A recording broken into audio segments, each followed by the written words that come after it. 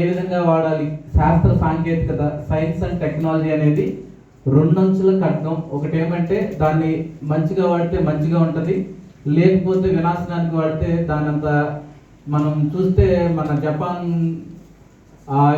రెండో ప్రపంచ యుద్ధం అయినప్పుడు చూస్తే ఇప్పుడు యుక్రెయిన్ యుద్ధం వరకు కూడా ప్రతి దానిలో కూడా సైన్స్ అది నెగిటివ్ కాన్సిక్వెన్సెస్తో ఉన్న సైన్స్ని చూస్తున్నాం. అదే పాజిటివ్ కాన్సిక్వెన్సెస్తో ఉన్న సైన్స్ని చూస్తే మన అగ్రికల్చర్లో వచ్చిన గ్రీన్ రెవల్యూషన్ కానీ, మనకి సంబంధించిన ఈ టెక్నాలజీ, ఈ ఇన్ఫర్మేషన్ టెక్నాలజీ కానీ, ఆర్టిఫిషియల్ ఇంటెలిజెన్స్ కానీ, ఇవన్నీ కూడా అది మనం వాడుకొని మనం దాని మీద అవగాహన తెచ్చుకొని ఇంకా మనం ఎంతోమందికి చెప్పగలిగినప్పుడు మాత్రమే దాని ఫలాలు మనం అనుకూలంగా ఈ సమాజానికి ఉపయోగకరంగా ఉంటాయని చెప్పేసి ఈ జన విజ్ఞాన వేదిక పనిచేస్తున్నందుకు వారికి హృదయపూర్వక ధన్యవాదాలు కూడా తెలియజేసుకుంటున్నాం. అయితే ఇప్పుడు చెప్పినట్టు సస్టైనబుల్ డెవలప్మెంట్ గోల్స్, ఒక 17 సస్టైనబుల్ డెవలప్మెంట్ గోల్స్ ఉన్నాయి. అవన్నీ కూడా సైన్స్, అలాగే హ్యూమన్, మన సివిలైజేషను, ఇంకా చెప్పాలంటే రాబోయే రోజుల్లో హ్యూమన్ సర్వైవల్, మన మానవ మనుగడ అనే దాని మీద ఆధారపడి ఉన్నాయి.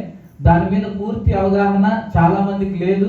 అలాంటివన్నింటినీ కూడా మనం ప్రజల్లోకి తీసుకొని వెళ్ళాలి.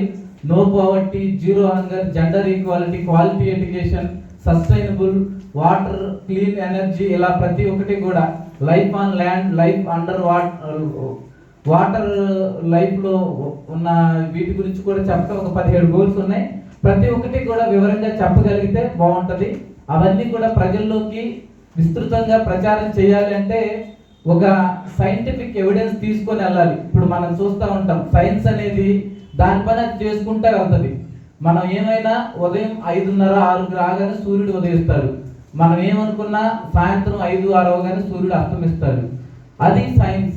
మనం కూడా మన పని మనం చేసుకుంటూ వెళ్తూ ప్రజలకి అవగాహన కల్పిస్తూ ఇలాంటి ఒక ప్రజల్లోకి విస్తృతంగా తీసుకొని వెళ్ళి ఆలోచింప చేయగలిగే, ఇప్పుడు చెప్తున్నారు యూత్, వారందరూ కూడా మన ఈ సమాజంలో రాబోయే తరానికి మనం ప్రతినిధులుగా భావించి ఈ యొక్క సమాజ నిర్మాణంలో సమగ్రంగా సమర్థవంతంగా పనిచేస్తూ ముందుకు వెళ్ళగలిగితే ఈ న్యూ జనరేషన్, యంగ్ జనరేషన్ అనేది రాబోయే సమాజాన్ని నిర్మిస్తుంది. కాబట్టి జన విజ్ఞాన వేదికతో కలిసి పనిచేయడానికి ఇంకా యూత్ మెంబర్స్ని తీసుకోవాలని చెప్పేసి కూడా మనస్ఫూర్తిగా కోరుకుంటున్నాను.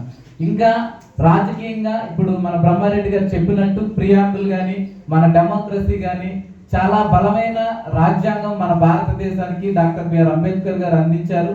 ఆ తర్వాత ఆయనకు సహకరిస్తూ ఈ రాజ్యాంగ నిర్మాణాన్ని, అదే రాజ్యాంగ అమలును కూడా ప్రభుత్వాలు కొనసాగిస్తూ ఉన్నాయి. కానీ మనం ఏది చేయాలన్నా ఈ డెమోక్రటిక్ కంట్రీలో ప్రతి ఒక్కటి కూడా ప్రజల భాగస్వామ్యం, ప్రజల చేత, ప్రజల కొరకు, ప్రజల యొక్క అనే ఈ యొక్క ప్రజాస్వామ్య నిర్వచనాన్ని మనం అందరం కూడా ఈ యొక్క నిజం చేయాలి అని అంటే ఈ మన విజ్ఞాన వేదిక కూడా రాజకీయం కూడా ఎంతో మందికి ఒక అవేర్నెస్ తీసుకురావాలని చెప్పేసి కూడా కోరుతూ దీనిని ఇంకా ప్రజలలో, ఈ యువతలో కూడా విస్తృతంగా ప్రచారం